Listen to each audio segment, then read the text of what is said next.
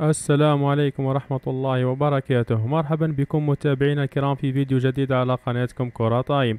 في هذا الفيديو سوف نتعرف على موعد مباراة الهلال والضمك في الجولة 24 من دور الروشن السعودي والقنوات الناقلة.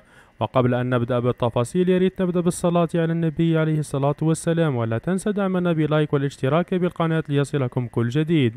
ومن المقرر أن تلعب المباراة يوم السبت الموافق ل16 من مارس 2024، وتنطلق صافرة البداية في تمام الساعة 8 مساء بتوقيت تونس والجزائر والمغرب، و9 مساء بتوقيت مصر وفلسطين والسودان وليبيا، و10 مساء بتوقيت السعودية وسوريا والعراق والكويت والأردن واليمن، و11 مساء بتوقيت الإمارات وقطر وعمان.